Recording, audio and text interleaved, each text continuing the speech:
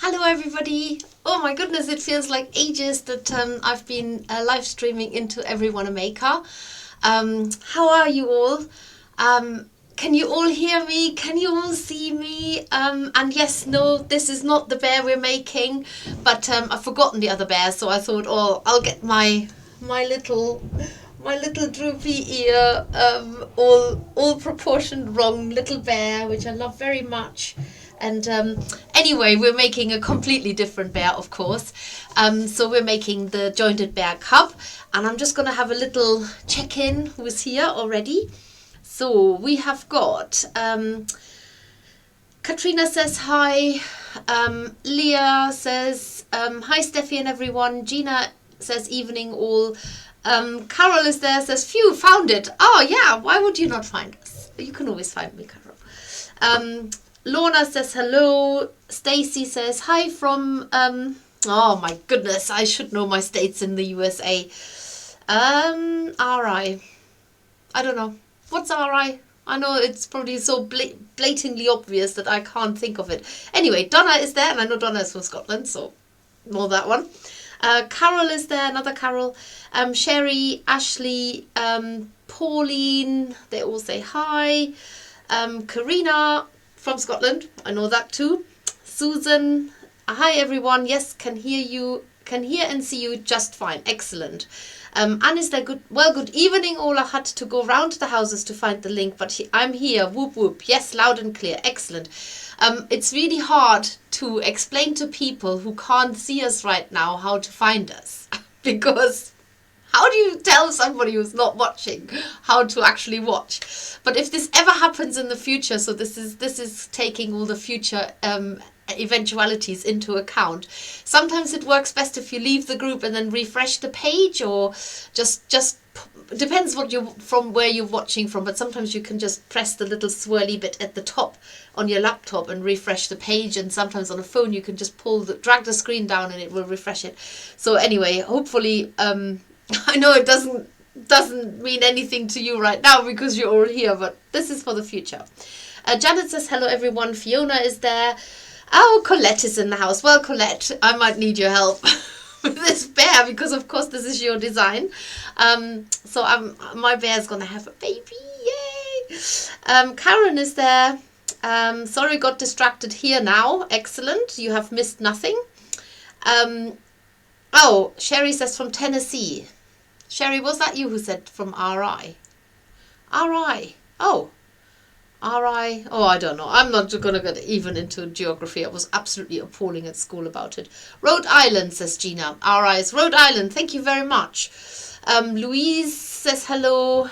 Anne says also Rhode Island. I'm so sorry. At least you get to test your general knowledge. Hopefully there's lots of other people who didn't know it. Or maybe everybody knew it, just not me. Mayoline says hi. Ashley says, is the birthday live available to catch up as my birthday weekend, so might miss it?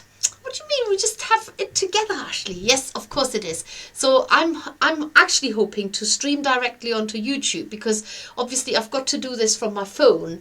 Can't walk around with my laptop and set up and whatnot. So I'm going straight onto YouTube for the live stream of the birthday event. And obviously anybody in theory can watch this, though I'm having a cup of tea, and look, does anybody remember this? Who was there as one of the original Hug in a Mug bear hug weekend Zooms, when nobody could see anybody face to face and we had to do it all electronically on the screen? So this was one of the gifts that came in our hug weekend. Hug weekend that was not for real. It was virtual, and you each got a mug like this. So I'm gonna have a sip of tea now. It's very hot still, so I'm just gonna take it easy. Michael says hi everybody. Diana says hi, looking forward to finishing my bear. I'm out at the moment but will catch up later. Happy 7 years. Thank you very much. 7 years of the subscription box, of course, that's why we're here. Colette says yes, she's here. Thank you, holding my hand virtually. Lorna says my favourite mug. Thank you. Mine too. I mean, mine looks a little bit worse for wear because it's been through the dishwasher several times. Pauline says, yes, I've got a hug in a mug. I've got a hug in a mug. Oh my goodness. Yeah, this is almost too complicated. Yeah, there we had, I think, did we do two? I think we did 2 Zoom weekends because they filled up so quickly that we had to offer another one. And oh, it was so much fun. We did the large Valais lamb as the main project, and some people varied it to a very famous sheep. And then we had this lovely activity where we sort of drew people out of a hat, and they made a bear for each other. But it was it was a different kind of bear. So we've been into bears for quite some time. So yes, any which way. This is going to be, I've worked a little bit ahead, I will be honest, only because I think this is going to take much longer than I'm anticipated, only because, of course, you have to felt these parts of the bear down so solid that they're nice and firm for when you join them. So if anybody's watching and they haven't got a faintest idea why you're here, I can't show you the bear we're making because I didn't bring him. I forgot. Honestly, my brain is full of all kinds of things because, believe it or not, but I'm going away on holiday on the 1st of June. Now, my type of holiday is that I'm planning already what I'm going to work on holiday. This is my type of holiday. So far from it feels relaxing and I think, oh, I'm going to be away and I'm going to be gone. I'm like, okay, I won't be able to finish this now, but I can finish it on holiday. And actually my holiday work list is becoming bigger than as if I wasn't going on holiday. I know, this is absolute madness. Oh God, somebody tell me to stop. Yes. So I'm already apologizing to my children, saying I'll probably have to work about 4 hours a day, but I'll do it before you get up. So if I get up at 5 and they get up at 9, maybe 10, maybe I get 5 hours in. That's even more amazing. So why am I telling you this? Yes, because I've got so much stuff in my head that I forgot the bear. But if you don't know why you're here, then this is what you're here for. There. This is what we're doing. Excuse me. Oh, hay fever galore. Lots of pollen everywhere. So yeah, he is actually, if you remember the bear that we did last year as part of the Christmas stocking, that bear, the one that we're doing today, is probably about the size of that bear. And I've got some more. If you really enjoy making jointed bears, then remember that was the little jointed bear that we did at Christmas. So he's in a small kit box, and the small kit box is not very big.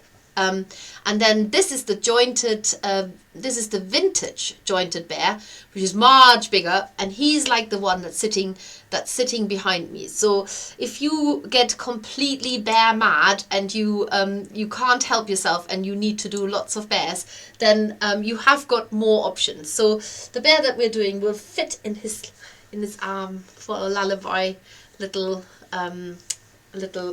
bear baby. So if you have the box, the Makerss box, which is the bear cup box, then you should have lots of this wool, brown, milk sheep. You should have some other bits of wool, white, brown, black, and a fox sheep. You will also have a small cube of our woolly wax, which is great for the nose. You have some glue in eyes. You have some extra strong thread, and in the bear box, in the Makerss box, you also have an extra long needle. Well, a long needle with a little thingy-me-bob there, so you don't hurt yourself. I was standing the other day in the office and I was like squeezing these balls. It's very satisfying. And Lisa, she said, "Get off my puffs! They're for the needles." I'm like, oh, you can't unsqueeze them. Once they're squashed. And she said, no, I'm using them for the needles. So we're reusing packaging that we probably received at some point, but it's tiny now. So yes, so she said, get off my puffs. The other thing that you get are instructions from beginning to end. So if I don't make any sense whatsoever, then refer to the instructions. Better still, tell me if I'm going wrong, because I'm notorious for ignoring written word, even though I've written it myself. And of course, Colette has designed this one. And I want to say you get something else. Oh yes, you do get something else. If you are a subscriber, or if you bought your bear box from us, only in June, no, we're not in June yet, in May 2024, you get a discount code on the inside of the box for 10% off. You get that too. And if you haven't got the box, you don't get that. So let's start. Of course, you can replay and zoom in and get the code. I don't know if it works for everybody, but it probably does.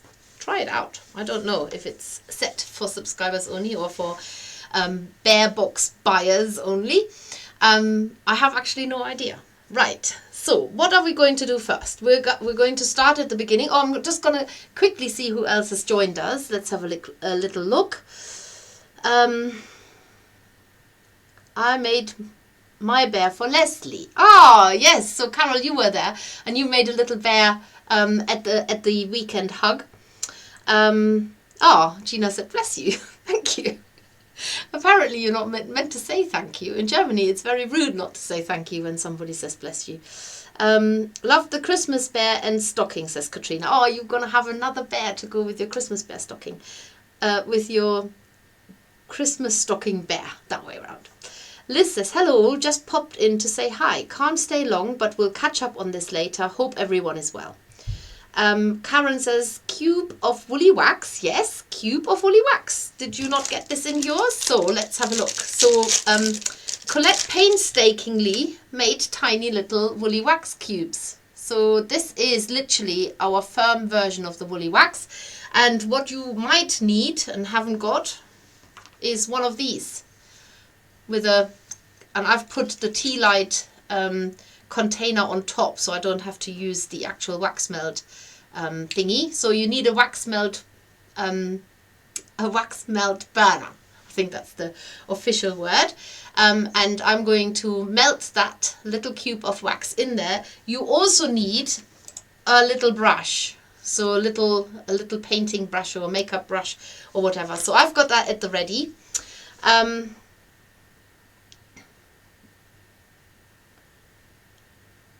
Hang on a second. We'll save it, but evening, Steffi. What will you save, Nikki?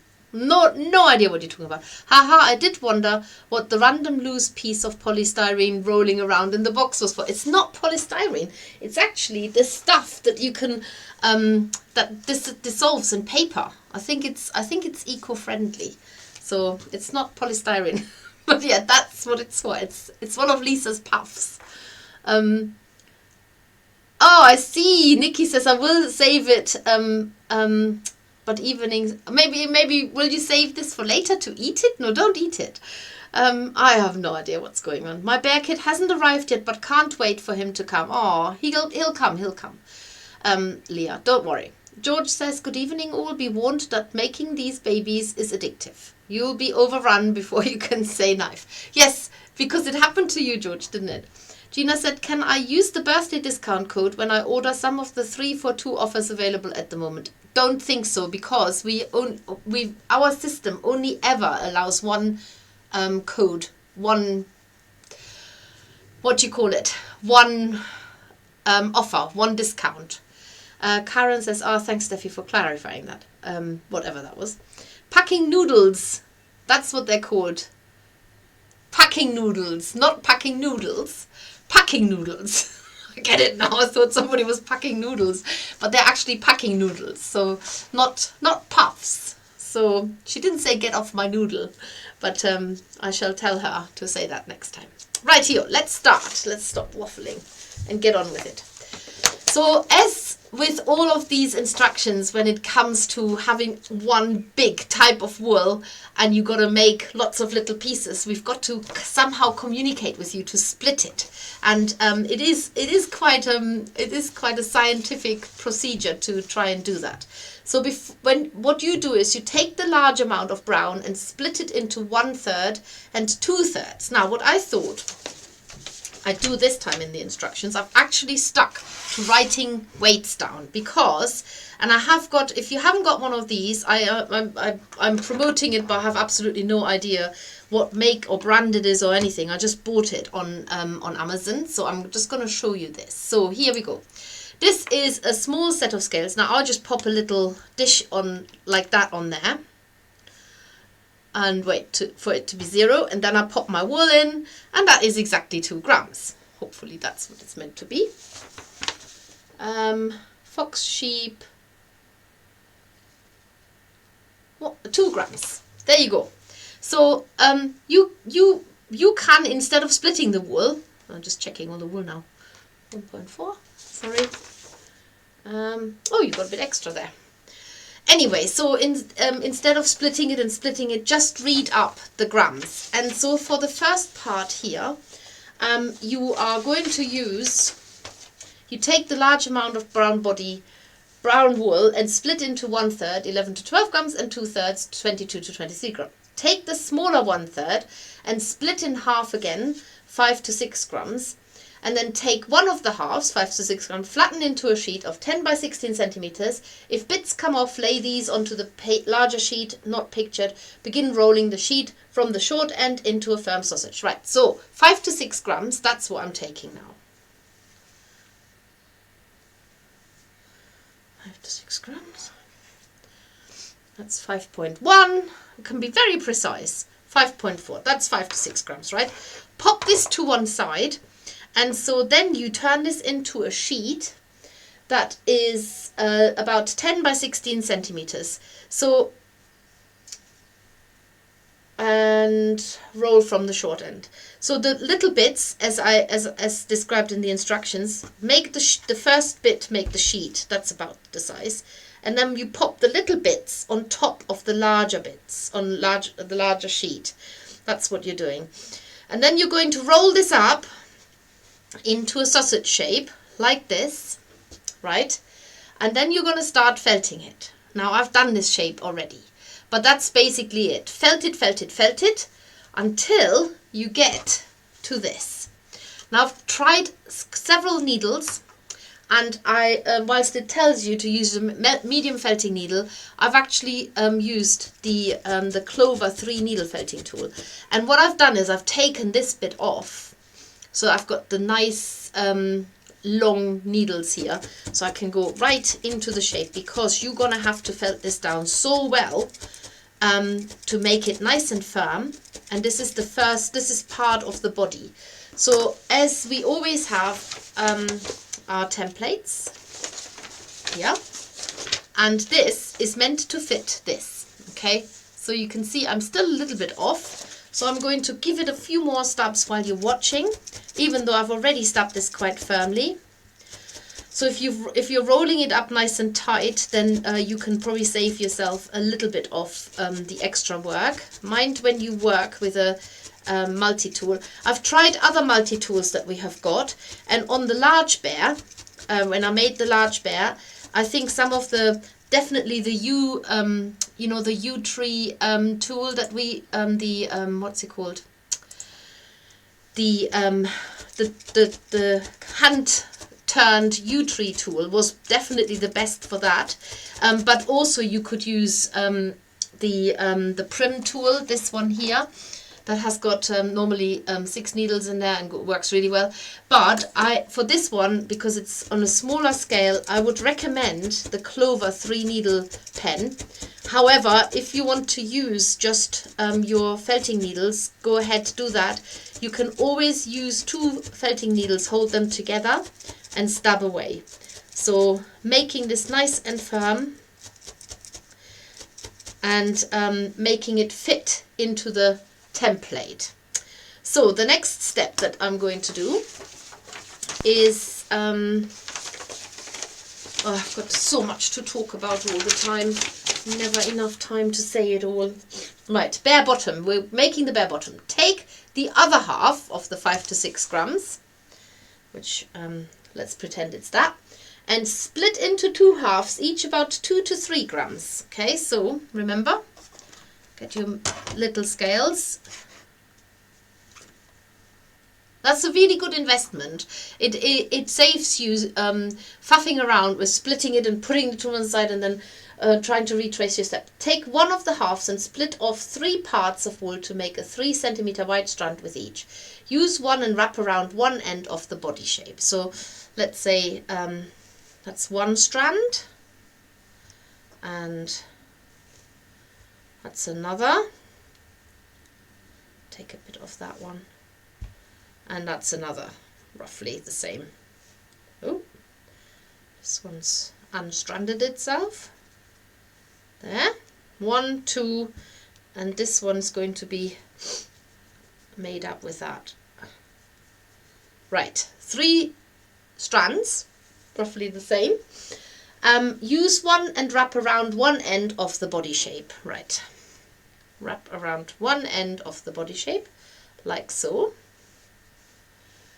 And felt down firmly. Note that you will be making the bear longer too, by about 1 to 1.5 centimeter as you're adding bulk to build the bottom part. So I'm now going to change to my medium felting needle, except that's not the medium one. Let's have a look. I have only used the, that's my medium one in my handy little magnetic needle case. Felt this down firmly, and then you repeat the previous steps with the other 2 strands of wool, building up the bottom part. So it doesn't say to use your template yet, but you can definitely have a sneak peek at the next shape of the template, because we're making obviously like a rounder part where the bare bottom is, and it looks eventually like this. So you're building it's almost like a jelly bean, isn't it? No, jelly bean, is that curved? I don't know, what is that? Figure 8 without the holes in it. So you're doing it again on this part. I always like to tighten it that way. Felt it down, and oh my goodness. Okay, I've got to read some of these comments here as well. These scales look helpful. Yes, they are, and I have no idea what make they are. They're like literally, if anybody knows what they're called, I've had them for so long that I actually I can't remember what I even looked for, but I think they're like, just look for scales that weigh less than 1 gram. I think, what does it actually say? So it just tells you how to operate them. Yeah, that's it. It says nothing on there. Just says capacity up to 1000 grams, and the graduation is 0.1 gram.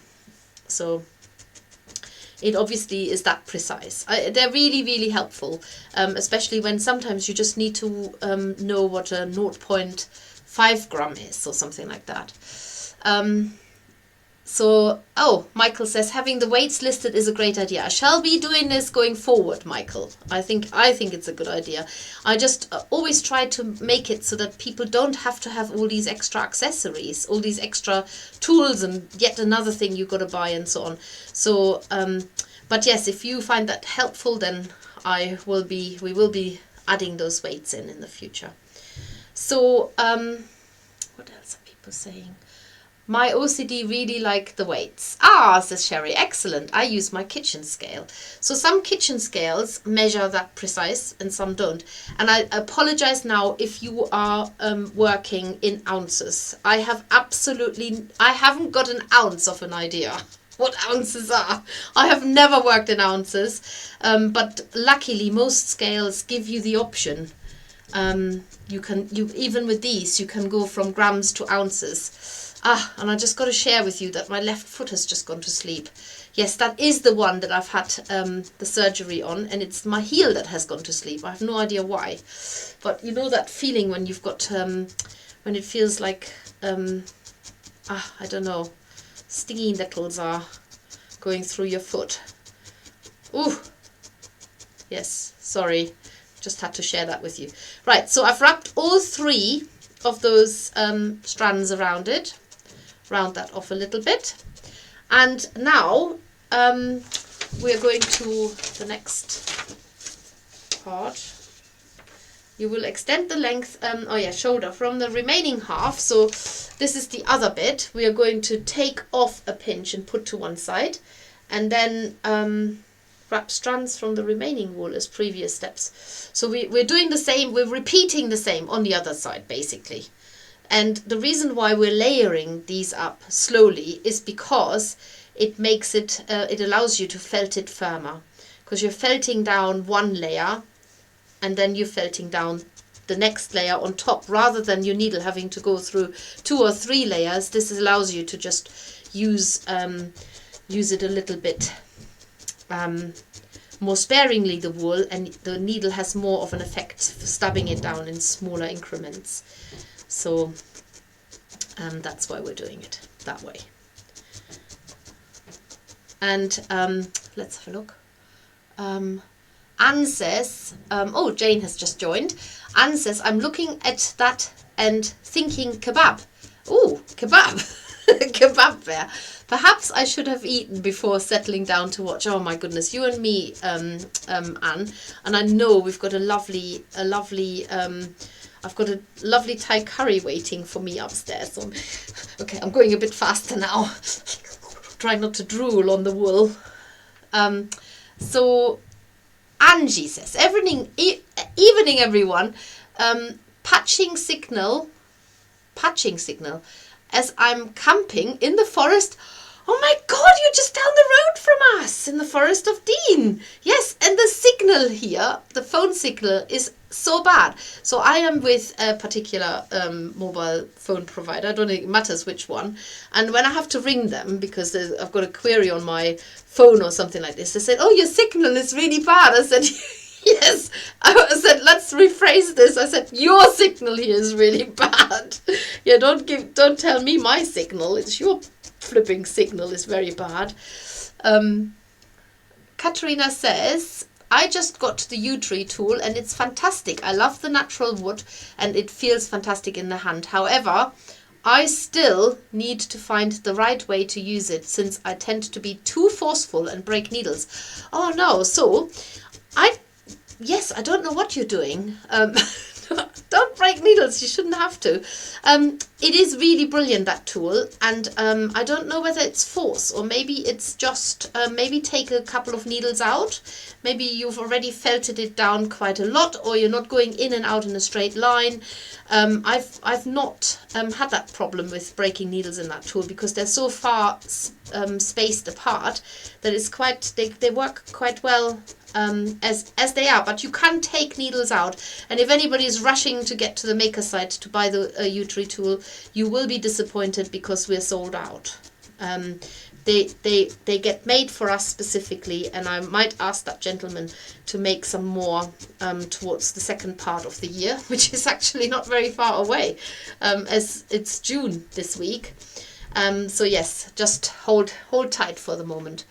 I'm obsessed with mine, says Colette. It's fantastic, especially for bears. Gina says, I like those scales. I haven't seen them that small before. Yes, so obviously this is not the set of scales that we use in the workshop. I just have them here when I'm working in my little studio at home, because I often just have to know, especially say with fairies or creatures like that, I have to know exactly how many grams it is, and then it works that way best. Right.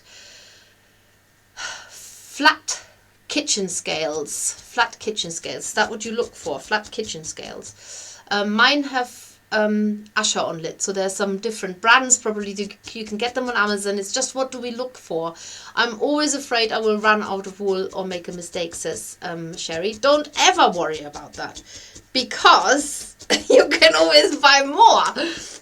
Yes, do never fret about this. Right, I'm going to go to town with my and this is why you have that useful bit that you can take out, so that you can actually go even further into the shape than just with that. Makes you work just that little bit deeper into the wool.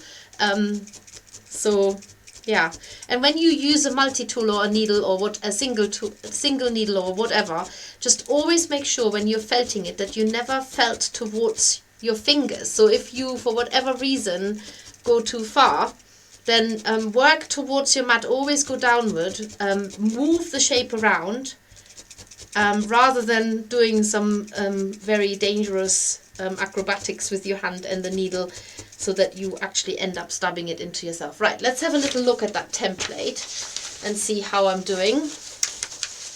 Oh, that's not too bad actually. Stretch it a bit. There, yeah, that looks good. I might just felt this down a little bit more. It looks a bit fluffy on this end. But yeah, I'm quite happy with this. And if it's too short at your end, then just give it a little tug, and you should be able to lengthen it a bit like I just did. So that's that part done. So this bear is done in quite a different way, in that we do the body, and then we do the head, and then we put the head and the body together, and then we actually almost sort of finish all the details on the body and the head, and then we get to the legs. So it's a little bit different, done than normal. Right, I'm just going to come up for air for a minute. I'm also going to have another sip of tea out of my Hug in a Mug mug. So Colette says on Amazon, mini kitchen scales, 1000 is 1.0. I think it says the capacity is 1000 grams, but the graduation is 0.1. So it measures up to 1000 grams. But you can have, it could be 5.2, because it's 0.1 is the increments, if you see what I mean. I think jewellery scale is what I looked for. Oh, good for small amounts. I think they are called jewellery scales. I got mine off eBay, about £5. Excellent. Pins and needles, that's the one. Pins and needles. It's gone now. Pauline says, I have the same scales. They're just called a professional mini digital scale. Of course they're called professional, because that's what we are, right, Pauline? Amber says, I've never used mini scales before, but they look really useful. Louise says, yes, definitely jewellery scales. George says, in the hedgehog rescue, we use kitchen scales with a stainless steel bowl like a mixing bowl, which weighs to the gram or ounce, you can alter it, to weigh all from babies to big bruisers every day. Wow. Yes, you can probably fit a tiny hedgehog in there, not a big one. I still haven't drunk my tea. Sherry says she has a digital pocket scale that I use. Yeah, I suppose this fits in your pocket. I can switch between ounces and grams. Yay! Good. Katrina says, if I need to find my scales because I'm struggling to divide this wool correctly, I'll need to find my scale. All right. I think I have lots of it in my stash. Aha. Mixing, not... Yes, I know what... I will make all the corrections automatically, George. Don't worry. Yummy kebab. Haha. I'm not going to try it. Karina says, search for digital pocket scales. I've just finished eating a kebab, says Colette. Nice one. Anne says, just found the scales on Amazon. Other shopping platforms are available. £5.99 bargain. Just look for small scales. That's it. Oh my God. I should be on a commission. You were going to run off and buy these scales. Anyway, there's the little bear so far. And we're moving on to the head now. So, head. Split the large leftover 2/3 of the brown wool in half, which is about 11 grams each. Put one half aside for the back legs and other bits later. Take one half and split in half again, about 5.5 grams each. Right. So, I'm not splitting anything, I'm just going to weigh 5.5 grams. Switch my scales back on. They've gone off. And we're in business. Ooh, 4.6. Not bad. Only about 0.9 grams off. Oh, ha ha, 5.5. I'm good at this. Okay. So, put the lid on there. My 5.5 grams, let's go back to the overhead camera. Right. 5 and shape into a long strand of wool about 4 centimeters wide. Okay. You note that I don't measure anything because, to be honest, if it's 4 centimeters or 5 centimeters, it doesn't matter too much. Begin winding it in on itself tightly from the short end and whilst tucking the sides in as you go to make as round a shape as possible. I'm really going tightly here, right? Because I want this head to be really nice and tight. And you're going to try and make this as round as possible. So it's almost sort of like so slightly go that side and then go the other side.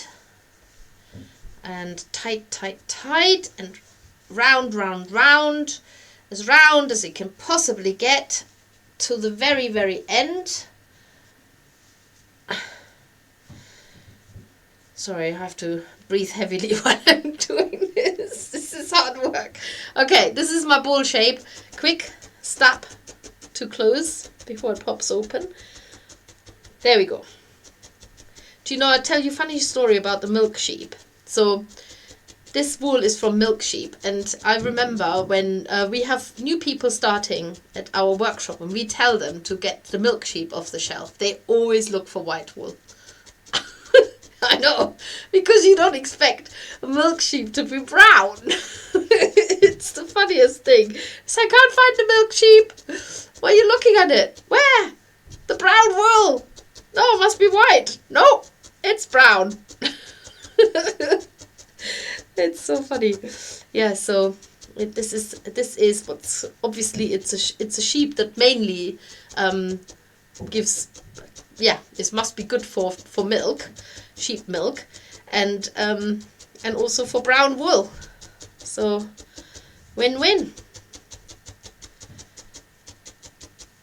Okay, I'm felting this down really firmly because it needs to be 3.5 centimeters in diameter. So if you have never used our instructions before, you will know that you can actually use the tape measure. Oh my goodness, this is just almost perfect. Almost.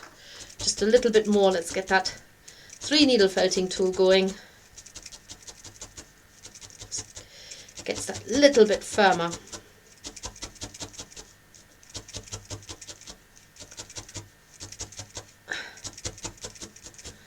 Okay, right. Give it a little rub through the hands to make sure that it's all evened out. And so tomorrow, if you're a flocker, you can join us in the flock group to see what we are up to with our winged animals, winged bugs, winged everything. And then I'm actually going to have to pre-record the unboxing for the June box because I'm away, and so I'm going to do that before I'm leaving on Saturday.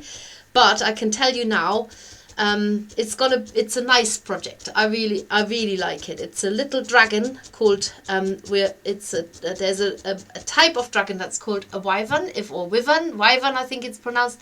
If anybody's into dragons, you will know about it. And they often only have they don't have front legs, they have hind legs, and then they've got big winged arms.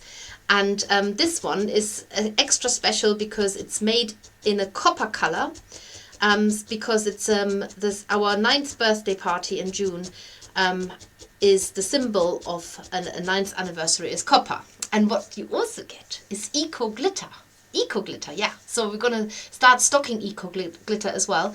This is biodegradable glitter, but it's really nice. It comes in all different shapes and sizes, and so we're going to introduce you to it with our dragon, so you can give him a little bit of a sparkle. Anyway, talking about the head of the bear now. Going back to the overhead camera. Okay, let's have a look. George says maybe the breaking needle thing is due to not taking the needle back out at the same angle as it. Yes, that's right. Straight in and out in the same direction. Anne says, I may have to take my iPad into the kitchen, cook supper, I'm starving. Oh, Louise says, I'm starving too. You're allowed to eat while you're watching this. Kebab by any chance? I think you all just got this kebab on your brains now. I didn't use the new tool yet, but I did break needles with Prim and both clover tools. I just naturally stab with all my strength. I'll get there eventually. Leah says, I've sent the other half out for takeaways so I don't have to stop watching. Oh, good idea. Can we get a glimpse of the dragon? You certainly can. It just means I have to get up and get it. Okay. Oh, chocolate milk sheep. Yay. That's why it's brown. Of course. Why did I not think of that? That milk sheep is actually a chocolate milk sheep. Okay, come on, little dragon. And of course, I can't show you. Well, I can show you the eco glitter. Well, I can show, I mean, I'm still here, just at the other end of the room. I just don't want you to set your heart on these colorways because it's going to be slightly different. And I haven't put it onto the dragon yet because I'm waiting for the real stuff, the real colors. This is just a sample that I had sent through because it's brand new. There you go. There's the dragon or wyvern or whatever you want to call it. Let's have a look at the front camera. Here he is. He's only little. You get the dragon eyes in the kit. You've got to make all these beautiful scales. He's got wire in there, so he's posable. He's got some horns, and he's got these wings. Now the wings, you don't have to keep them unfinished like I have here. I really like it, and the light shines through. You can actually shape them, cut them. This is solid felt. And then he's got a curly chest, and then this is the stuff that goes, hang on, oh, we're never going to finish that there, right, my Thai curry is going to be eaten for breakfast. This is I don't know if you can see them, but this is sort of a multicolored version of it, but you'll get more colors that suit the dragon. So that's it. It's taken me ages to work out the measurement of glitter. I didn't even know there was such a thing of as a whole new units that I had to sort of get my head around. Anyway, let's do this bear. Snout, from your natural cream wool, not the white. So this is the fox sheep. Tell you the story about this one as well. Take 1/3. So that's about 1/3, 2/3, and shape into a strand of about 3 by 9 centimeters. Fold in half along the length, so you are reducing, fold, yeah, that way, width by half. Then felt into the folded edge to keep in place, yellow dotted line. Keep in place, that's the folded edge. Okay, and once felted down a little, begin rolling the shape in at a right angle from the felted down fold, see green arrow. So we're the folded stepped down part is here on the top, there. Roll it up, roll it up, roll it up. Felt closed and firm up a little, but leave the wispy ends unfelted opposite the rolled up fold. Felt down a little. Okay, so now, this is quite square at the moment here. Now you're going to pop this so that the wispy ends are against the brown ball. So I'm just going to open them up a little bit because they were quite tightly rolled. Pop that on here like that, and now I'm going to felt these wispy bits into the brown head shape, very close to the actual snout. Oh, it's such a shame I forgot the bear. I'm so sorry. Honestly, if you knew what was going on in my head, you would feel dizzy just knowing what's in there. So felt that really firmly down into the head. Like that. Looks like a mushroom, right? That's probably what it's meant to look like. If yours looks like a mushroom, you're going the right way. Right, so once fastened on, stab into the top side of the snout repeatedly to flatten down. So top side of the snout, flatten down. And then do the same on the other side. So you're doing this sort of at a slight angle. It's got a very long snout, but this will be shortened.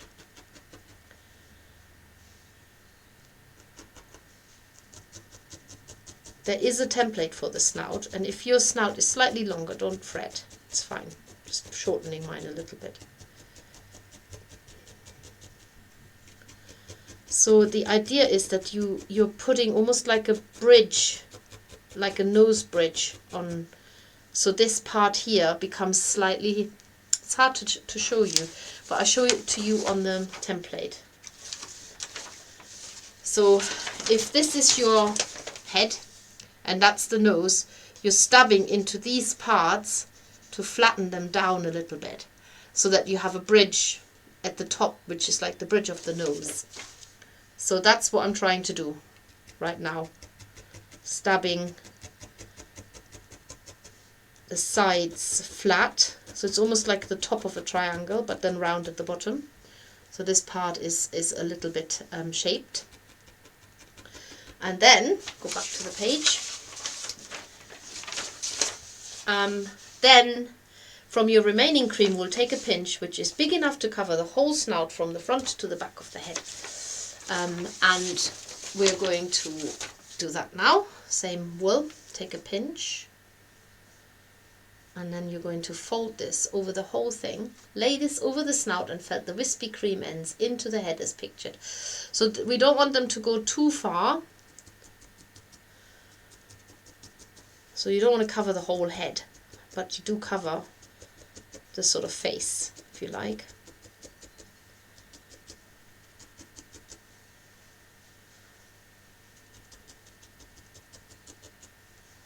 It's a bit too much.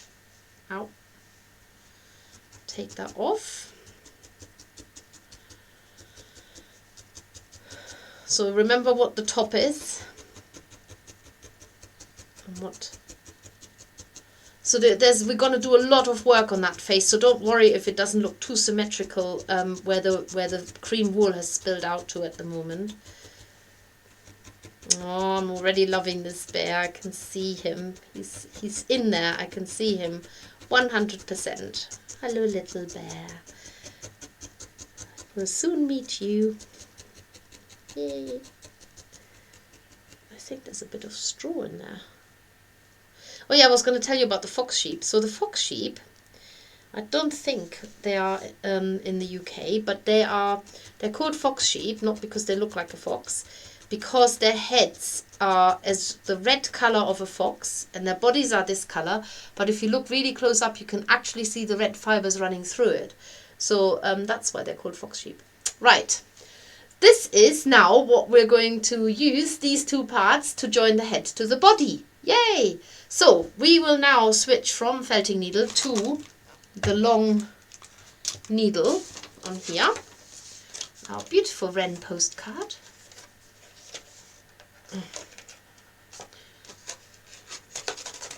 Yeah, wriggle it out. You can send it to a friend. And you will also need the extra strong thread here.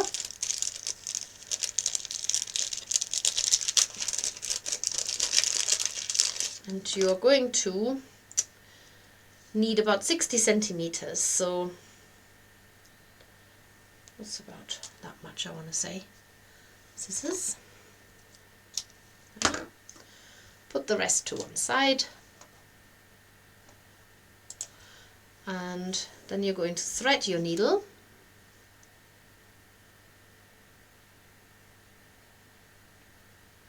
Come on, don't let me down. In you go, that's it. And you're going to keep that doubled up, that thread. So keep it double, okay? There. And you're going to double it up and add a knot at the end, which is what I'm doing now. This is just in case you accidentally pull it through, it won't go. Then take the body and insert the needle just below the shoulders diagonally up and through the head as shown. So we're going just here, up and through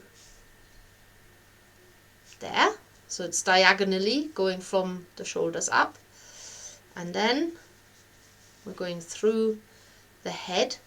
So the head is actually facing back like that, like this. Okay, and then going through, and then you're returning in the same way, going back on yourself, going back all the way, so that you've got, your bear has got a little thread showing at the top, and then you're going to cut that open. If you've never done a jointed needle felted bear, then this is a really good way. I'm going really slowly so you can see it. So you've come out where you went in, and you've got these two doubled up ends, and what you're doing now is you're going to do what's called a surgical knot, surgeon's knot. So you're going round the loop once, and then you're going round it again, and when you pull this tight now, even though it's not a knot yet, it stays tight. So you want to really pull this tight like that, and then you put your final knot on top. That now is nice and firm. You want to feel a little bit of resistance when you turn that head, and that's your bit done here. Cut the ends there, and then you're going to fill that part in with a little bit of the brown wool from your wool pile, and need my felting needle back. Oh gosh. So just felt that part, put a little bit of wool over the knot. Sometimes when you hit the knot with your needle, you might actually bend and break your needle, because it's obviously a very firm, strong thread. So you might have to repeat that a couple of times to cover up that that knot and that slight hollow very thoroughly, like this. And then you're going to do the same on top of the head. So I've also worked today on the July box and it's going to be a hedgehog. We've sort of neglected hedgehogs a little bit since we are not buying the mohair fabric from Germany anymore, thanks to Brexit. It is just not viable to buy it. You wouldn't want to pay for it, and we don't want to charge you so much for a kit. So I'm actually, it's such a funny hedgehog. My children actually, when they saw it today, they said, "Mom, it looks like you." So I don't know if that's a compliment or not, but it's got very funny spikes. But they're all homemade, say no more. Because before you can get excited about that, you're going to have to make the dragon first. Right, there's our little bear. He's got that lovely sort of hump on the back, and he's lying down at the moment. And that's what he looks like right now. And now we're going to put the eyes in. So you want your felting needle and insert into the head where the snout slopes upwards, about here. If you have an awl, use an awl. If you use a felting needle, mind it comes out at the opposite end. Give it a little jiggle, but only when you're right in with the needle. So I can barely hold on to it. That's how far in you need to be. And stay. And then you're going to get your eyes. Well, not your eyes. Take the bear's eyes instead. 1, 2. Oh, somebody's moved my bin. My daughter tidied up my workshop space. And I haven't got a bin anymore. And then pop the eye in. There. 1. And then repeat on the other side.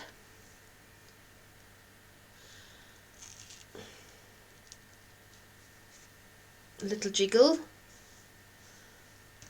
Second eye going in.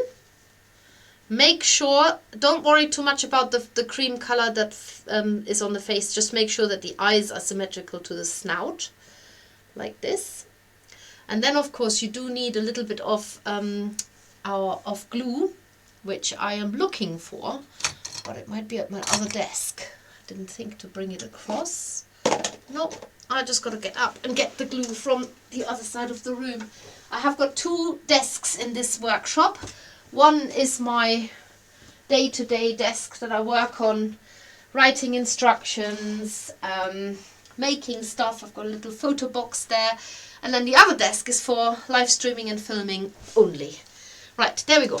Our favorite glue, which this one has actually got a clogged up nozzle. I just got to free it up. Just bear with me. It does happen occasionally. It's when I forget to put the lid back on when I'm using it. I get so engrossed in what I'm doing that I actually forget to put the lid on. Just using a bit of paper to get it freed up. There we go. Right, that should have done the trick.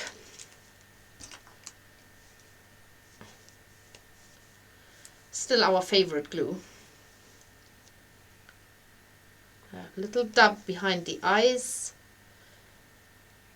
Another dab behind the eyes, and then when you put the lid on, you have to put the lid on so that it actually fits onto the bottle. It has sort of a slightly asymmetrical shape here, and that's often why these glues dry up, because the lid isn't properly on there. Right, so the next thing is you take a tiny wisp of the white wool. This is the white wool this time, not the wool that you've used before. And so not the fox sheep, but it is this time the white wool. And you twist this into a strand between your fingers. And you're going to pop this around the eyes, felting it into place. So you're putting a white line around the eyes.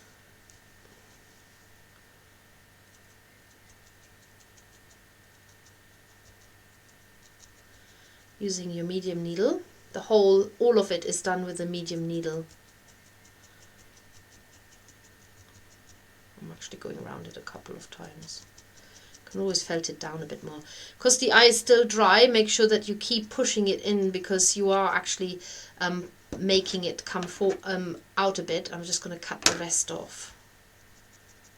So a little white line around the eyes. Push the eyes in. Another bit of white on the other side.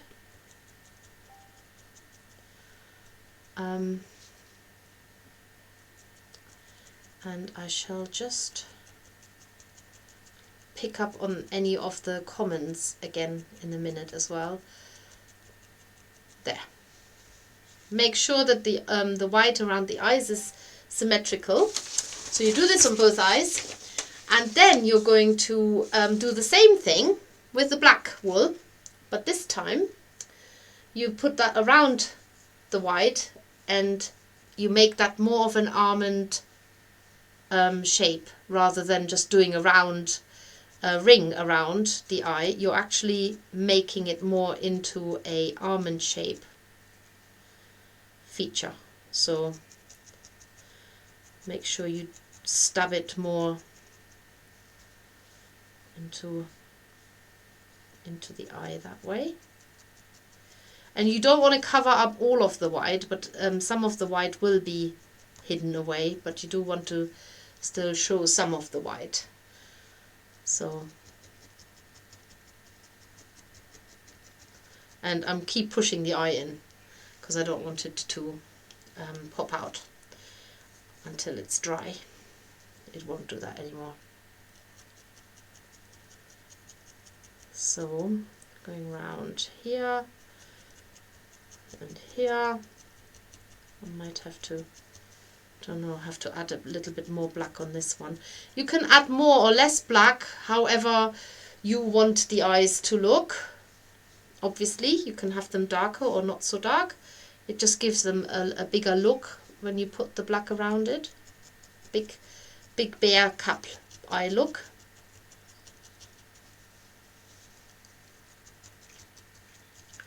So make sure you keep your work symmetrical. And don't worry about the face. We haven't even finished with the face yet. So the next thing is you're going to use that same brown that you've used for the body, and you'll split off a little bit. Take 2 wisps of the brown wool and shape into 2 identical strands of about 1 by 4 centimeters. So it's good to do this straight away. Get the same amount on your table, and then you secure it into the corner of the eye, but you're doing this in the center, in the middle of the strand, like this. And then you allow the fibers to spread around the side and felt down around the eyes. So you're basically adding almost sort of like a lower, I don't know what to call it, a lower curve around the eye, and you do the same sort of, it splits up to the top. And there will be other wool coming over. We're just building the eye still at the moment, so don't worry about the facial details. We're still building the eye. And then you do that same on the other side. So start in the middle, felt your strand down in the center, and then allow it to go around the eye. Don't cover the eye up, you're just building bulk around the eye. And so I just need to go back to this one here. And then going up and around. It's almost like you're building the upper brow and the lower eyelid, maybe even. So now your bear has got that really lovely eye look, those lovely eyes. Push the eyes still in. There we go. Oh, hello, little bear, looking cute. And then you're going to take a tiny wisp of the brown and cream wool. So this is the fox sheep again, and the brown we've been using. And you mix them together, overlaying the 2 colors. I'm actually also pulling them shorter as I'm doing it. And then you're going to felt. I don't know if I've done enough there. I might just mix a little bit more for a second patch, because these become like the cheeks. So I'm not just mixing it, I'm also pulling them shorter, because they're building a little bit of bulk on the side of the head of the bear. So you're gonna lay them down and let the color sort of transition from the cream snout, and then felt it down into the side of the head. This is quite light. I think the color that we're using in the picture is a little bit darker, but it's your bear. It's my bear, it's your bear. You do whatever. There, like that. And then you do the same on the other side. So let it overlap a little bit into the snout, so that we get that transition, transition from the cream into the slightly mixed wool. Felt it down, and then keep looking at the other side, because now it's important that you're copying from one side to the other, so that we are working symmetrical.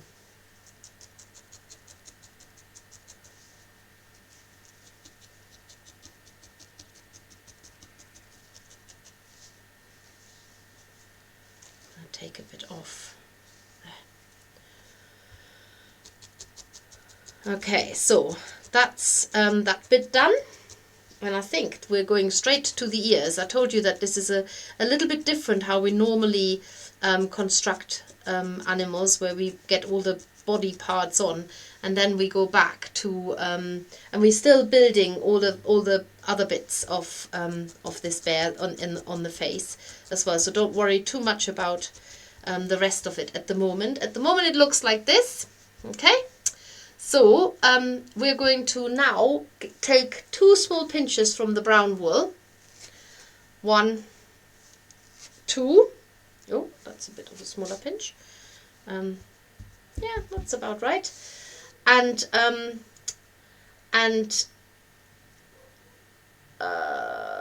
it just tells you where to take it from if you, yeah, if you, I think I'm going to make them a little tiny bit smaller because he's only a tiny little bear. There.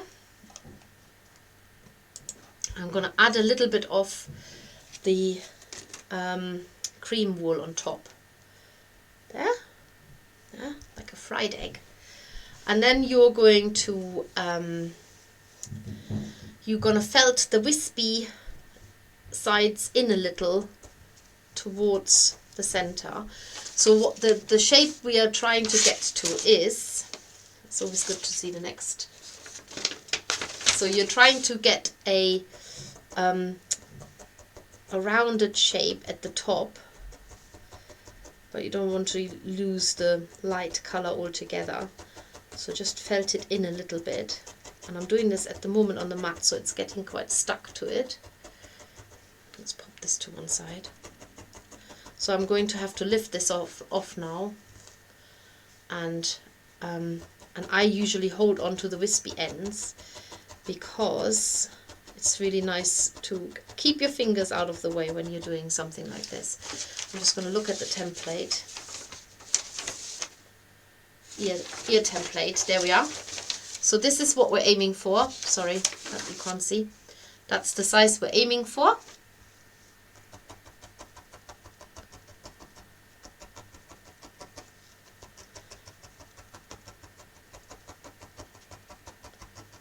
So I'm not stubbing my needle terribly deep into the mat, so that I'm literally just felting the fibers onto them, you know, so that I'm not stabbing them all the way through the ear.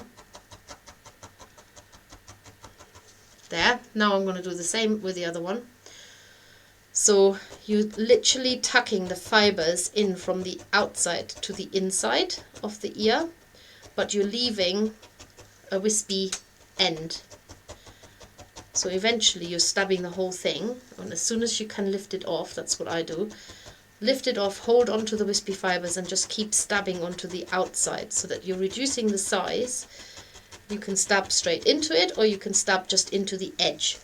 You can stab from the other side as well. Oh dear, got green felt on there. Just to reduce the size, and then turn it over again and adjust it from that side again. Just make sure you've got 2 ears that are the same. That's the main thing. And they don't look too bad. That's it. So, going back to the ears. You are now going to felt these ears on so that they are basically initially looking like this, but then they get sort of lifted up. So you're going to felt. Oh, I've missed a step, sorry. We just need to felt them closed a little bit at the end, so that they curve together. So you've got your ears curved together like that, and do the same on this one. Right, and then you're going to felt them on like that on the top of the head. 1, and then the second like this. And when you felt into the back of them, they sort of come, they lift off. Can you see they come forward and lift off? And then you can felt them down into proper ears on the head. So felt into the back, and they come up. Then make sure that they are symmetrical. So just get them felted on for now, and you're also going to add more wool onto the top of the head in a minute, So if it looks like you've got a weird thing going on top of the head, don't worry. We are not finished with the head yet. I swear I've got green on that ear, but hey ho. Let's just leave it for the minute. So there are the ears. 2 ears. And just double check that they are symmetrical, that they are literally where you want them to be, and they look the same as much as possible. And then just then take a wisp of the brown wool and lay over the join from the top of the head along the back of the head to create a furry look. So you want the fibers to run that way, coming down on the forehead and then going back over the back of the head.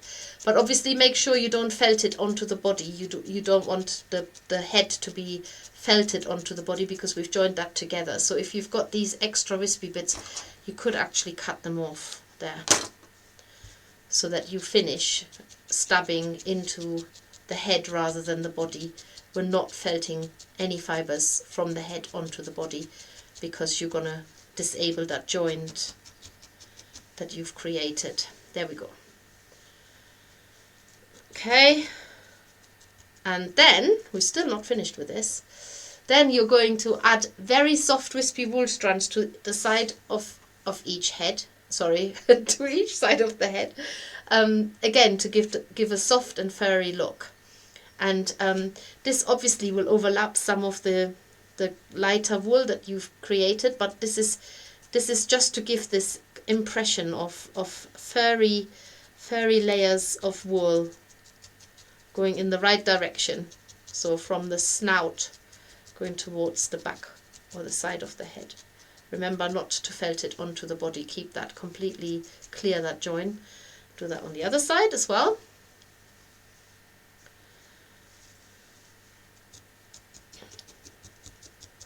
So it's just, you're also stabbing the needle in the direction of where you want the furry bits to run. And then we're going to make the nose onto the bear. Now at this point, you might want to, I mean, you can look ahead, which is what I'm doing now, because you need to get a symmetry somewhat going. You want to have the underneath of the bear looking the same. So if at this point you do need to just add a little bit of white, as I am doing now, because I want this to be even. I'm going to add a little bit of white underneath him, because I've got to add his mouth in there, or his chin and his mouth, and I want this to be the same, looking the same underneath the bear's snout. So I'm adding a little bit of the fox colored, it's not fox color, the fox sheep, the cream color, so to just make sure that this is symmetrical. And just looking at my bear here now. So if you need to make minor adjustments, do that for your own bear, because yours might have slightly different imperfections than my bear has.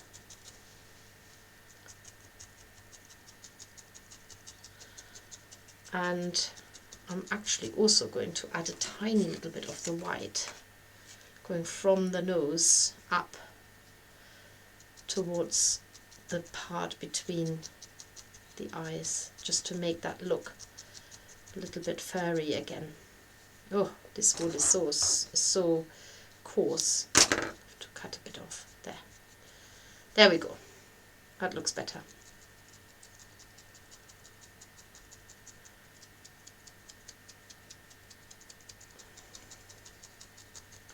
Okay, so the next thing, what we're doing is we're going to add a little nose.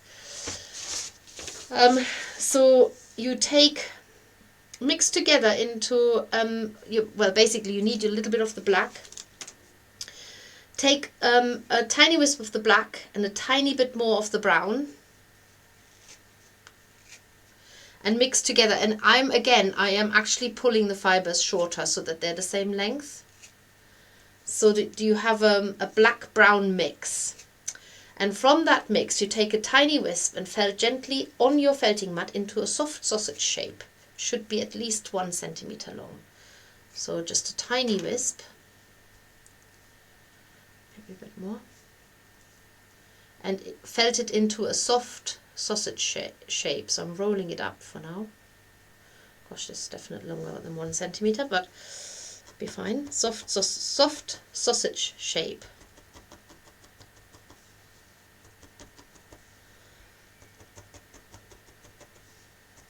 And in a minute I'm going to have to, are we doing the nose already, or are we doing this later? I think we're doing the heating up. Yes, we do that at the very end. So felting this still down into a soft sausage shape. And then you're going to pop this onto the bear. So tucking the sides in a little bit.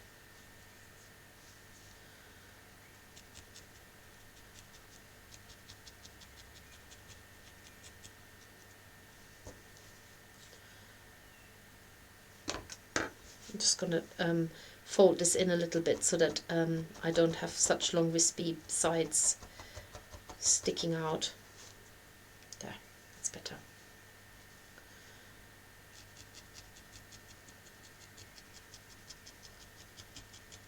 So I'm felting this down on one side first, and then I'm felting it down on the other side. The main thing is, everything important in this is symmetry. So you can see this is hardly symmetrical. So I'm going to have to adjust that now, which is what I'm doing. Take that off a little bit and push it further down. So work with, don't worry too much about how big or small the nose is. Just work in symmetry, and the symmetry will put it right. So when that is on, you can felt down into the nose a little bit more to flatten it. Don't flatten it totally, just keep it slightly protruding. And then, if you can, felt it so that you have your nostrils and a little bit of it coming.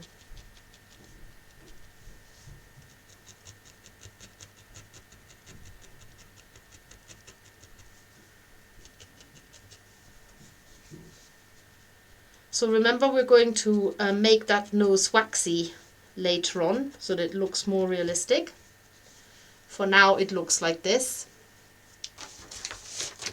Now on the picture it tells you to have that slightly coming down. I don't have that extra bit, so I'm going to attach it to the nose of the bear, just so I've got that little triangular space coming down from the nose, because to the side of that little pointy triangle should be the nostrils.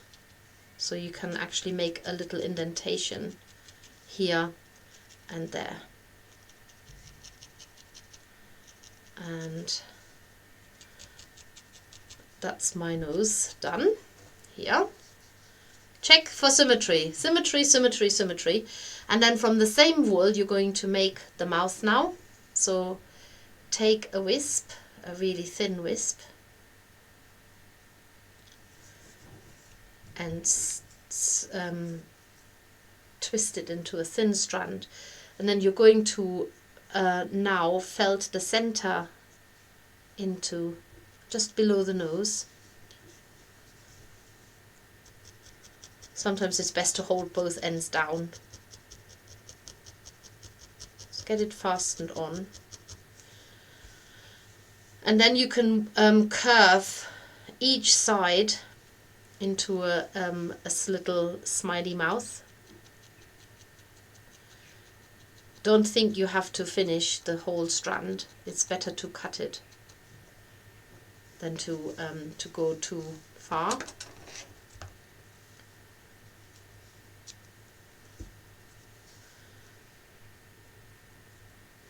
And then do the other side. And see where you are, because then you can work a little bit more on the shape of the mouth. This needs to be felted in a lot more. But I'm just getting the shape down because we want to work in symmetry of again. And at the moment mine is far from symmetrical. So I've got to adjust that quite a bit again. And if it all fails, take it off and start again. Because it's better to have it right than looking wonky, as mine does right now.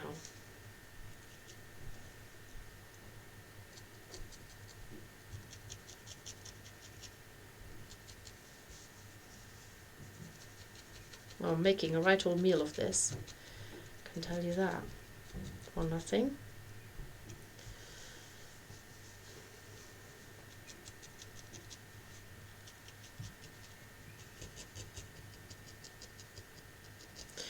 He doesn't want to smile, my bear. Got nothing to laugh about. Not yet, anyway. Okay, my mouse doesn't look half as sophisticated as Colette, so but we're also going to put a little line down from the nose to the top of the mouth, to the middle of the mouth. So I'm going to leave it like this. He looks okay to me. So that's the main thing. Right, now we're going into the leg making business. And this is the bit that I have actually worked ahead. And I've just got to adjust my eyes a bit because they've become a bit wonky with all the manhandling that I've been doing. So I just need to think I've exposed a little bit of that brown wool. So I'm going to just go over that again. These are minor adjustments that you can do at any point, and I'm going to read some of the comments. If anybody's still here with me, maybe you've all left, because this required a little bit of concentration getting the bear's eyes in and everything. But I think he looks okay. There. That's it. Yeah, he looks quite symmetrical. I'm quite happy with that. Okay, right. We're getting to the arms, the legs now, front and behind legs. Let's have a look. Do we need to pre-cut the wings for tomorrow? No, you don't need to do anything. Never made a dragon before, so looking forward to this, Katrina. Love dragons, says Lorna. Looking forward to next month's box. George says, Steffi, I remember at the retreat when you split the wool into smaller amounts, you just pulled it apart and showed us what we were aiming for. When we weighed the piece after, you hadn't used scales. They were gram perfect. Wow.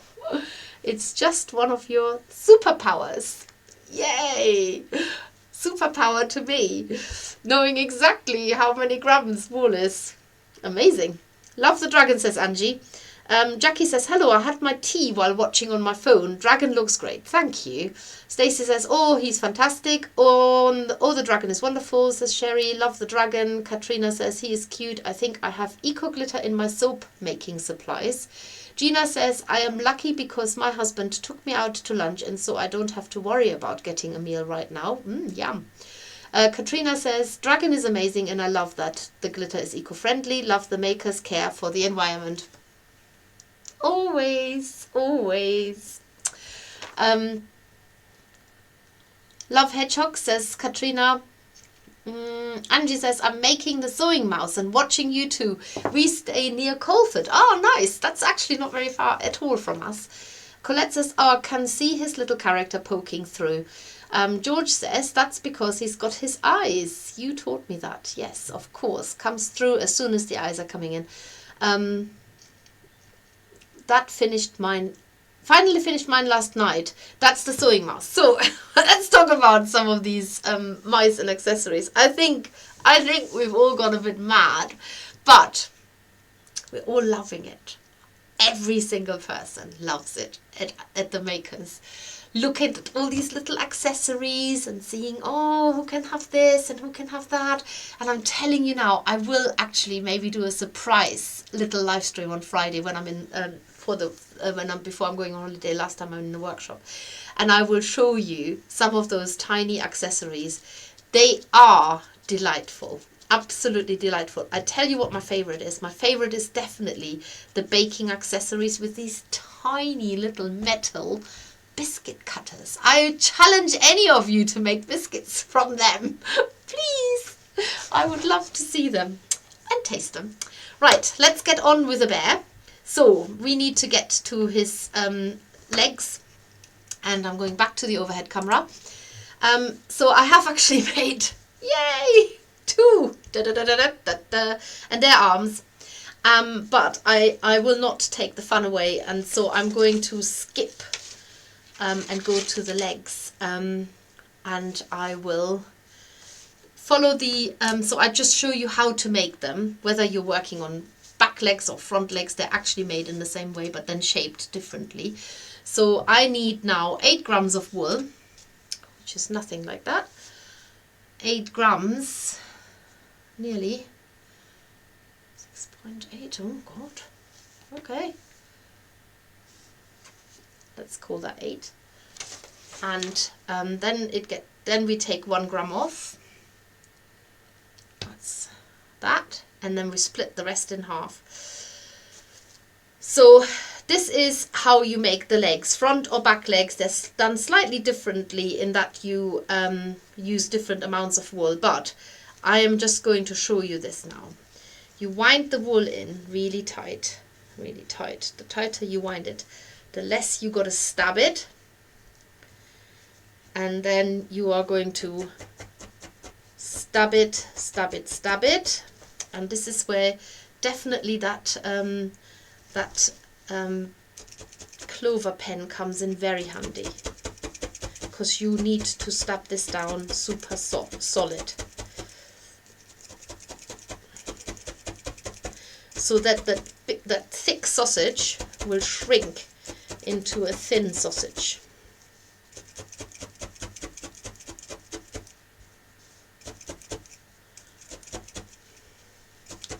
And this requires a little bit of stabbing, which is why I've made 2 legs, and I've been gone a little bit ahead. Sorry, I've just got to pull the power plug on this laptop because it keeps telling me that I need to run my battery down a bit. So hopefully it won't empty itself out, but it will just stop putting silly notices up. So you are actually going to round off the legs and the legs, front and back legs.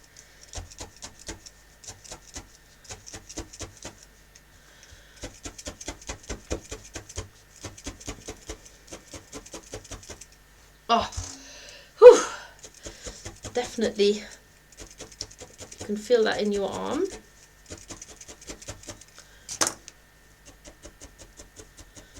It sometimes is actually nicer just working with a single needle. Give your arm a break. I might just use a second single needle and oh no, that's the wrong size. Use this one. And you can use 2 needles together, holding them together like I'm doing.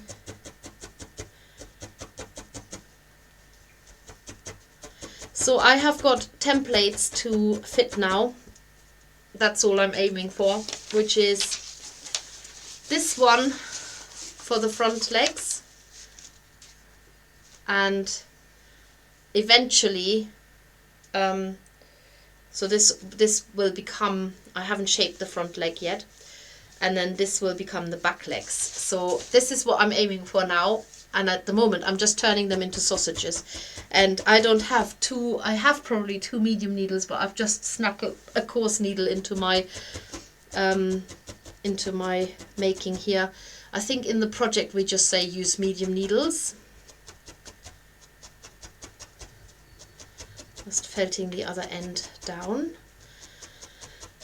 And what I probably will do is I show you how to put the pads on, but I won't do all 4 legs with pads because it is just really repetitive and boring. So I don't want, I will finish my bear obviously with the pads in my own time, but you don't need to see me do that 4 times. And I tell you also something else. I've been on my feet. I mean, I say on my feet. When I say on my feet, I mean I haven't put my foot up all day. I got up early this morning. I went to the gym, and there's still lots of stuff I can't do. I can't do any high impact, so I can't do jumping, running, skipping. Can't do any of that. Can't do lunges. That's another thing. So I always have to do something of a similar type, but not the same. You know, working similar muscle parts. And I haven't stopped. Been going since when I left the house. Went to the gym for 7 o'clock this morning. Left the house at 6:20, and I haven't stopped. Yeah, I know.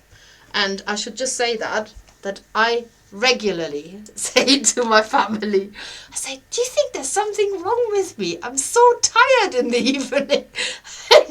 And my children, they look at me, and I'm absolutely perfectly serious when I say it. They look at me and they say, are you taking the mickey?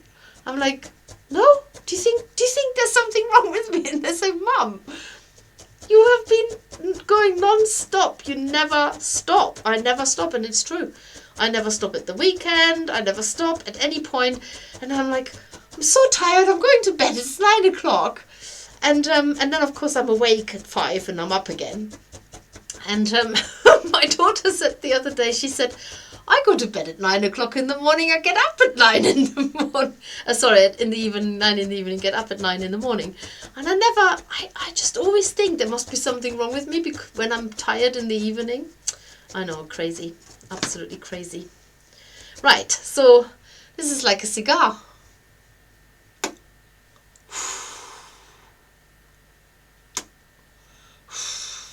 Now you know how to make cigars. I've got 3. Yay! Oh my god, she's losing it completely. Right, let's have a look. What are people saying? The mice are addictive. My collection just keeps growing. Yes, ours too. Are they multiplying? Naughty mice. Oh dear. Angie says to Gina, I have a small doll's house that need a family of mice. Of course they do. I didn't know this was on. Lovely surprises, Hannah. Hannah, did you actually not know it's on? But it's really nice to see you, even though we're nearly at the end. Colette, so cute to make and so many ideas. This is the mice. I'm making the sewing mouse and watching you. Oh, yes. Hannah says, Angie, hello to you too. Hope you're well. I just got in from work, so settling in and feeding cats whilst watching. Oh, Hannah, oh my god. I have to tell you something else. You really, did anybody watch Sewing Street? Because if you have, then you've already know the story. But you couldn't make this up, honestly. My house is mad. I've got a mad house, honestly. So we had up until last week, Friday, we had, and there's one for you, Hannah. You can answer that. By the way, whilst I'm telling you this story, you can watch me make the other leg. So basically, we have had up until Friday, we've had 3 ferrets. We used to have 4, but 1 died sadly, and they are elderly, so it's not like they are dying prematurely or anything like this. They are elderly. So hang on, I just need to concentrate for a minute. Right, going back to the overhead. Now, any of you who've had ferrets before will know exactly what I'm talking about. But when they go into season, they can actually die a horrible death unless you help them cope with their hormones. Now, there seem to be 2 main ways of how to help them cope. Well, there's actually three ways how to help them cope with their hormones. One is you, up until recently, you could give them a Jill jab. And that would sort of like calm the hormones down. The other way is that they actually get together with a male ferret and they have a good time, and then that sorts it out too. And the third way is you can, and this is what the vets have stopped doing now. It's not the vet's fault. It's to do with whoever manufactures this jab that they used to get, and ferrets, when you buy them, they're about 15 quid. They're not very expensive, but the amount of money you have to spend every year to give them their Jill jab is just totally out of proportion. But now, worse all is that they've stopped doing the whatever it is, this thing, this hormonal therapy treatment jabby thing, and what you can do, however, is you can have an implant put into the ferret, and that cost £135. Well, some vets quoted us 120, to be fair, per ferret. No, don't think so. Our ferrets are 8 years old, and one of them we actually had to have put to sleep last week Friday because she wasn't going to make it through the bank holiday weekend. So I took the decision and took her to the vet. So what do we do with the ferrets? We don't want them to die a horrible death. We don't have a male hop. So there is actually such a thing. You can join a group on Facebook, and that's called Jill Services. And basically what you do is you give your ferret to somebody who has a male ferret, preferably vasectomized, so you don't want lots of baby ferrets. And you just give them to them for a couple of days, and you pay for it. And that's exactly what my daughter did today. She drove all the way, well, about half an hour down the road. And on that Facebook group, you just literally put down, I have got 2 ferrets. I'm in wherever. I'm looking for a Jill service. Oh my goodness, it's the funniest thing on the planet. If it wasn't true, you'd think I'd made this up. So anyway, we found our closest hob who is able to help, and so we've dropped the girls off there for a couple of days, and I've got to pick them up on Friday before we go away and bring them back, and hopefully that has fixed it. Has anybody ever heard of anything like this? Oh my goodness. I really enjoyed doing this little bear. So looking forward to the dragon, says Hannah. Okay, Hannah, I'm waiting for you to comment on this. Look at the giant bear in the background. Yes, that's the one, the vintage bear. Did you do that one? You must have done, surely. Colette says, have not done the large jointed bear. What do you mean you have not done the large jointed bear? This is yours. Fiona says, Angie says to Fiona, baking mouse is going to be on my list on payday. Yay. Have you not done the large jointed bears? Says Colette to Hannah, I think. I'm getting confused. You're all talking to each other. Oh no, she hasn't actually. I'm having problems with adding the right amount of light colour to his face. Help, please. Don't worry about the light colour on the face because you're covering most of it up again. So just add the colour on and then go with it whatever you're covering up later on, because you're literally, the only bit of light colour that stays on his face is around his chin. All the rest gets completely covered up. So don't worry about it, Diane. Just plonk it on. You'll be fine. Cigarette or burnt sausages. Carol, you did. I made my bear... Oh, yes, that's right. Oh, Leslie is there. Hello, Leslie. She just said it's true. She did get the bear from Carol. Scales ordered, supper cooked and eaten, and still watching. Yes, I could do this, says Anne Robson. A house with children and animals is always a madhouse. Oh, gosh, tell me about it. A group of mice is referred to as a mischief of mice. Yes, hang on, I'm just going to have to go to the front camera because I'm doing nothing here. Mischief of mice, absolutely. And there's other names for it too. That sounds... I just can't think of them now. I really need to get this bear done. When we used to do an injection for them, but it's so expensive and we can't get hold of it anymore. That's exactly it. We use supporting implants now, which is a chemical implant. Very expensive though. I know, for ferret. That's like our ferrets are on their last legs. I know, I'm not kidding, Anne. 130 euro. I'm not having a giraffe. It's absolutely true. Hannah says Subription, not supporting. Oh yes, that's the name of the chemical. It is very expensive. The same price for a large dog, which is mad. How many are there in a ferret litter? I have no idea. We never had one, thankfully. So yes, no, I have no idea. It must be quite a few, I guess. Lots of satisfied male ferrets. ferrets, I know. And we're paying for it. I mean, this is like the wrong way around, right? They will be having phantom pregnancies, that's right. Oh, Sarah is joining us. Hi, Sarah. Dating service for ferrets, that's exactly it. Jill service, that's what it's called. And we're paying for it. The Wilderness Center will need to be renamed Ferret Towers. Oh dear, yes, that's true. Is there just ferrets can have up to 15 babies. Crikey! That's why we've never had any ferret babies, because yes, they honestly. So, right, in the meantime, whilst I've been thinking about ferret implants and how expensive they are, I've actually finished these legs in absolutely no time. So, I have 4 cigars and almost the same size. And now I'm going to shape them. So, for this, I'm going to go back to the instructions because we add a little bit of wool to each of the legs to allow the shaping. I am so very nearly at the end of everything. Oh, goodness.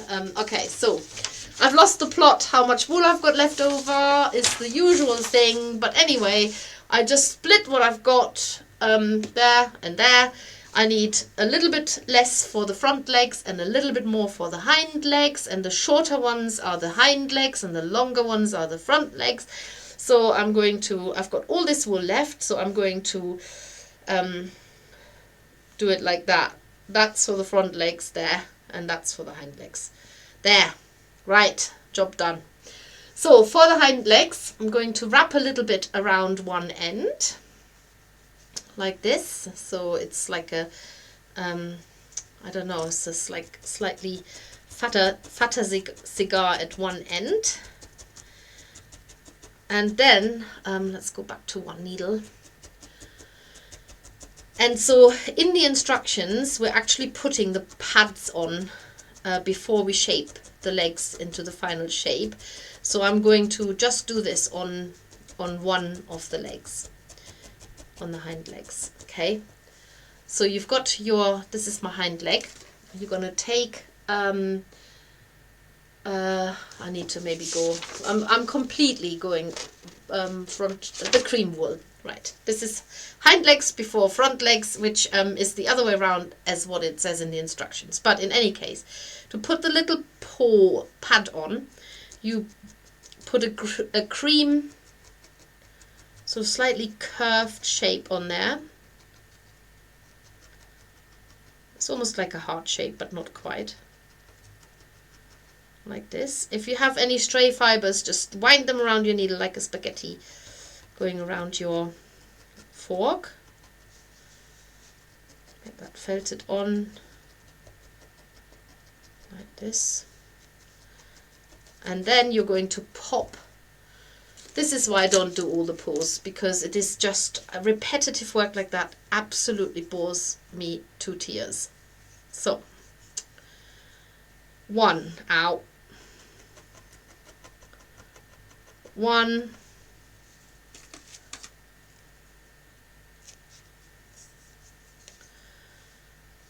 2,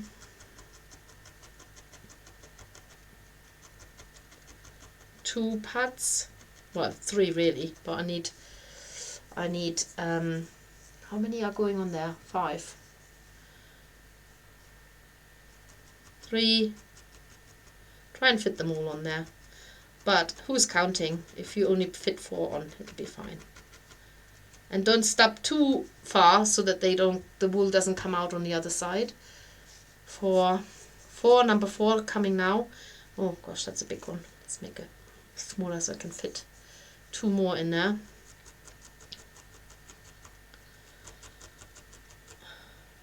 Oh, it's not gonna fit, is it? Oh, where's it gonna go? Oh well, 4 will do. Right, there's meant to be 5 on there, plus the big pad, but there's just 4. So you're going to repeat this on all of the other paws as well. And then you're going to shape that hind leg now by stabbing into this area so that you're making a bend. look at the templates, and the instructions are actually really clear. And then you're going to bend this forward by doing the exact opposite. So you're going into the underneath so that you're shaping it that way. So you have a paw that goes like that, and that's your hind leg, okay? And then for the front legs, they get a little bit less shaped. So I'm using the templates now,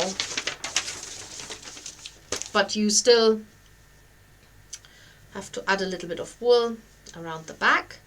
So make it fit into that. That's the bit that you're there. That's the bit I'm adding on right now. So they're the slightly longer or shorter. Who knows? Maybe they're the same size. Felt that down. Remember, you're going to put the pads on as well. Oh, I'm never going to get to the nose. I will get to the nose because I might just add the legs on without shaping them too much. Oh, will I get this done? Oh, let's just... Okay. Keep me amused. Talk to me. Tell me whatever you want to tell me so I can just get cracking with this, or talk to each other. Ferrets can have up to 15, but they eat some. Oh no, they eat their own. Oh no. That definitely wouldn't ever have any ferrets. Why would they eat their own? No, that's not good. That's just awful. Can't they just have a few less and not eat them? That can't be right, what nature's doing there. Can you imagine? No, let's not go there. Right, that's the second front paw. And then a leg even. And then I'm going to make that into a drumstick again. And shape it. Shape it, baby, shape it. Or is it shake it, baby, shake it? Oh, this is when the silliness comes out, when I'm at a point of, can we just finish now? Do I have to finish this all the way? Okay, nearly there. Yes, so I think on Friday morning I might just do a quick live stream with all the accessories and show you them, because it's not just for mice, it's also, I mean, the owls look absolutely adorable with the little books and the mortarboard.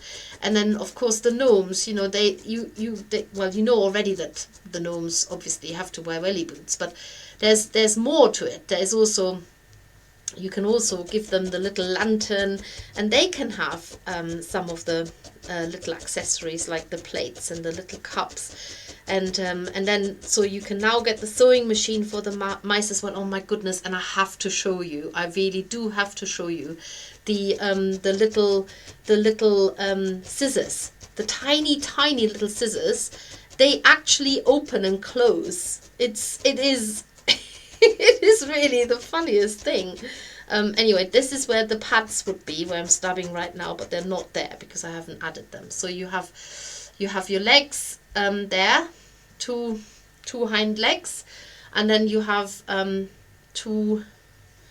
you do that with the front legs as well, but not quite, they're not as bulky on the shoulder as the hind legs are on the calf. So shape them a little bit too, like that. And when they're attached, you can also shape them still a bit more if they get unshaped, because you're still working on them. But I do want to get them onto the bear now. So I am just stabbing away to get them shaped down, because I want to melt the wax. I'm dying to melt the wax. This is what I want to get to. So in fact, I'm going to, no, it's a bit early to start it up. So anyway, there is your front and hind legs. So now I'm going to attach them to the bear, because they obviously need to be put on in the same way as the head has been attached. So there's our little bear. Hello, you're going to have some legs in a minute. And let's start with the front, with the arms. So one there and one there.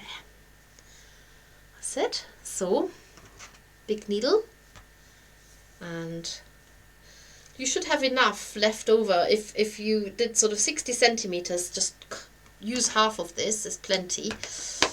You keep that doubled up again. Thread your needle like that. And then you can put a little knot at the end. By the way, you do need to make sure you've got a little bit of the brown wool left, so you can cover up the indentations for where the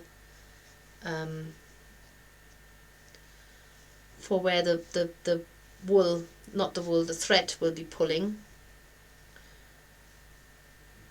So remember, you have pads on the thing, on the end of the arms, on the hand, on the paws. So you go all the way through. Then you do as you did before. You pull this tight.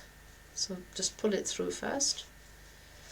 And then you're going to put a loop, go through it once, and then goes through it again. That is called a surgeon's knot. Pull it tight so that you have the arms nice and tight to the body, like this, right? And that it doesn't come loose. That's the magic of this particular knot. And then finish it off with a final knot. And then you cut it.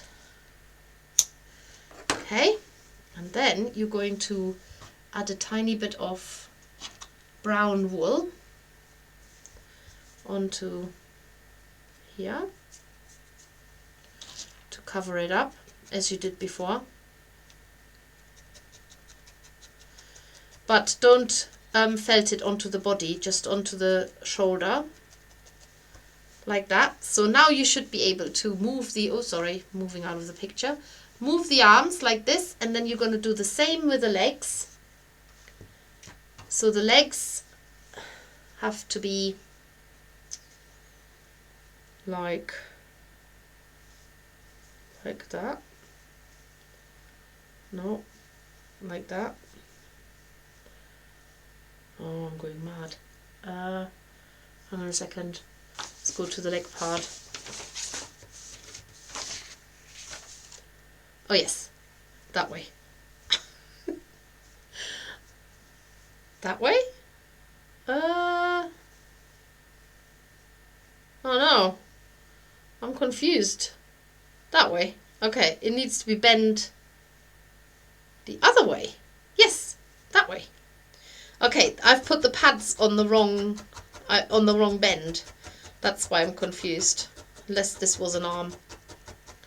And then it needs to go that way. That's it. It needs to be obviously facing the right way, so I do apologize.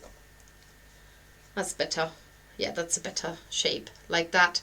And then this goes like that. That's it. So I've only got put pads on one leg. And now get that. Get that. Set it all up. Get the final thread into the needle. And people often ask me how I thread the needle. So what I do is I actually have my thread and I fold it in half by using my needle and make a really tight fold and squeeze it shut, and then push that folded bit through the eye of the needle, like that. And that's easier to, for me, that's easier to do than to try and fit the end through. Right. Leg, leg, leg. Thing needs to go a little bit lower. There. There and there. Go all the way through. Return the same way. I didn't put a knot on it this time, but I'm not going to pull it accidentally all the way back. There. So once you've come through, cut your thread, and then you put that funny knot on there again. So go around it once, go around it twice, pull it tight. So you've got to, yeah, you've got to pull it tight, and then you can put the final knot on it. And then you cover up that bit as well, which I'm not going to do now because I want to show you how to do the so there's your little bear. He's super cute, and now I'm going to show you how. Look, he's so lovely, and if he had all his pads he would even be nicer, and I do apologize because I'm a bad bear mummy. Nature is wonderful but cruel at times, absolutely. Anyway, so lots of threaded threads, but what I want to show you now is this. This is magic, right? This is our little woolly wax square that you get in the Bear Cub thingy box. I'm gonna light the tea light now. Oh, blowing on it. Pop that into the wax melt there, and wait. Okay, let's just do this while we're waiting. So it's in there. Oh, it's definitely getting hot. There it is. The melting wax is on top. I just have to wait for it to get warm. And then I've got my little brush at the ready. I'm going to tidy up a little bit. Put all my needles away there, and got that nice long needle now as well that comes in the box. My felting needles back in the magnetic case. Don't need them now. I've got my brush at the ready. There. And I'm waiting. I'm waiting for the wax to melt. Now, when the wax is melted and you haven't used all of it, you can actually put it to one side and use the leftover for another time. So it goes firm again, and then you can melt it again. This is actually really good. I've got quite a bit of black and white left that can go in my stash. I've got some rubbish here. Let's see. Oh gosh, we're talking about flowers now. You're confusing me. We're talking about ferrets having 15 babies, and then Colette says, mine have just started to grow flower buds. This is like definitely confusing me. Gina's talking about her first early potatoes. Nature's wonderful. Yes, that's right. Soon be time for that Thai curry. Yum. Yay. Excellent. Oh, this flipping computer is still coming up with all kinds of melt messages. Okay, it's starting to melt. Let's watch the melting process take place. Okay, here we go. There. It's getting melty. It's getting liquid. I think that's the word I was looking for. Let's hurry up. I am so impatient, honestly. Hurry up. Do you know when you're trying to watch chocolate melt? It's the most excruciating thing. Oh, by the way, I can't put that light colour in my stash because I haven't given my bear his white tummy yet. So I'm just going to do this now whilst this wax is deciding to melt extremely slowly. So you're actually going to give him a little white tummy. There, like that. Step it down. I don't know why I'm whispering now. It's because he can hear me now. I don't want to talk about stabbing while I'm stabbing him. So I've actually used the white wool. I don't know if I was meant to. Maybe I was meant to use the cream wool. No idea. But get that. You can sort of very gently brush it a bit with your felting needle. I'm allowing you to do that without breaking your needle. There. That's it. It's got a nice little white colour did tell me now. Ooh, ooh, it's melting. So what you're doing next is you're going to take your brush. You're going to get a nice shiny nose now. There. Oh. So wax is melting, and then you're going to paint the nose with this melted wax. And this is one use of the woolly wax, is to actually paint. Oh dear, spilled over a bit. At the moment it looks very liquid. I'm going to blow the candlelight out now. So you repeat the process. So this on here is already firm now. I can feel it also on my brush. And then you add another coat. I love this. I really love this. This is good. I love this. I'm loving this. Look at his nose.